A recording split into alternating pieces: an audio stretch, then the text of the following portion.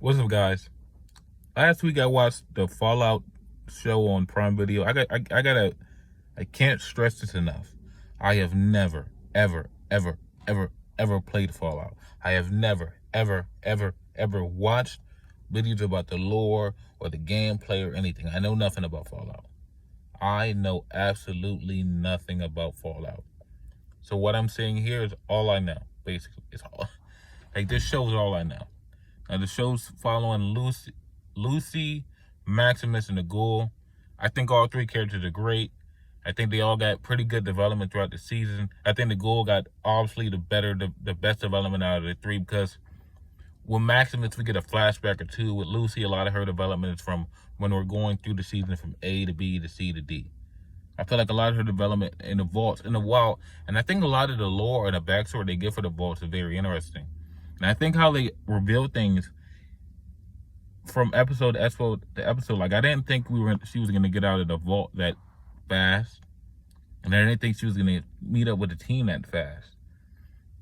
Also, another thing, there's a big discussion about the binge model versus dropping it all at once, because they just dropped this all at once instead of like doing week to week to week. And Prime Video they'll do week to week to week here and there, and sometimes they'll drop it all at once. And people get very upset at this because I think in a lot of people's minds when they have this discussion, they think that a show's fucking, like, a show's entitled to your viewership if you do it one way or the other. Sometimes your show's just shits and no one's gonna watch it regardless, my man. Sometimes your show's just shits. Look at a show like The Bear. We're going to the season, 3 now, and they're still going to do the drop it all at once method. That should fucking tell you that Disney knows it's going to keep working, because one, it keeps fucking working. In Prime Video, if they can drop The Boys and Gen V, and if they feel comfortable dropping those shows a day, like a week after a week after a week, but they say, oh, let's drop this all at once, there's probably a fucking reason for it.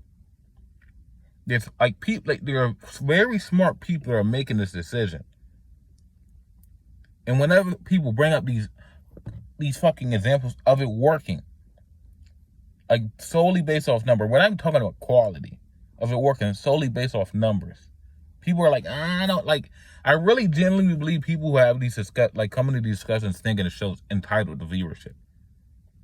Like, we can talk about these models all day long. If your show's a shits and no one wants to watch it or ever wanted it, no one's going to watch it to begin with. I don't care if you drop it every Friday at 2 p.m., every Friday at lunchtime, every Friday at 6 p.m. once they get home. No one's going to fucking watch it, my man. If no one wanted it, no one's going to watch it. Like, there's a lot of shows that if they were dropped weekly, I just wouldn't have finished them. Especially on Netflix. I wouldn't have finished them. Like that Halo show. That Halo show that was dropped all at once, I probably would have finished it. Like Halo, another video game adaptation. If it was dropped all at once, I probably wouldn't have finished that fucking show. I probably would have finished it. But since it was dropped week to week and I could see this show is not getting better, I'm fucking out of here. You know? Let me bring up Halo versus this Fallout show for a second. Even though I've never played Halo, let me just bring up a point. A lot of the fans of that Halo show have never played Halo, have no interest in playing Halo. And when you're doing a video game adaptation of a game like Halo, the point is kind of to get people to buy copies of Halo. It's like when you're doing an anime adaptation from a manga. The point is kind of to get people to buy the manga. But the people that are watching Halo don't want to fucking play Halo and don't have any interest in playing Halo. But here you come over to the Fallout show. And I know this is kind of like their original, like they're following, like this is, and I guess you can do this when you're doing like character creation type characters in game franchises. You can just pick up with new people. But the player base for these Fallout games has risen like something crazy, like 175% since the show came out.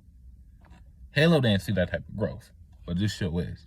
And even me, I watched this show. I really, really like it. And I'm really thinking about playing a couple of Halo games so I can know the lore. My review was like this. I don't know any of the lore. I don't know. Like, I can't criticize a show for something, for not doing something or doing something that I have no fucking knowledge of. I don't know what fucking these dates, man. I gotta take it at face value because I don't know what the fuck happened 100 years ago in its lore, man. I'm watching the show for what's happening to Lucy, Maximus, and the Ghoul. And I'm liking what I'm seeing. And I'm liking what I'm seeing, you know? I'm liking the character development. I'm liking the character interactions. I'm liking how they're moving the plot along. You know, I'm liking how they're using the gadgets and gizmos and gizmos, you know? So, yeah. The Fallout show, like I said, I really liked it. I like the characters. I like how they move the plot along.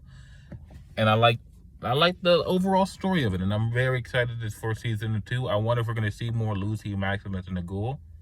But yeah, I'm really excited for it. And I'm really excited for the themes of, like, if this is what the themes of Fallout are, like the little undertones of what the season was about, and what little undertones of, like, Vault Tech and all that, I'm probably going to check out the entire lore. And I want to learn more about the Brotherhood. And I feel there's a whole lot of meat left on the bone from what I've seen. And I want to learn more about it. So yeah, Fallout Season 1, 8.5 out of 10. I don't got a lot of gripes about it. I really liked it. And even if you're not a Fallout fan, I definitely recommend it. I know a couple cinephiles I follow that really aren't into TV said they watched a couple episodes and they were really into it. Like, but I could have finished. Like, you gotta finish it. Come on, keep going. It's really good. So yeah. So Fallout Season 1, 8.5 out of 10 for me.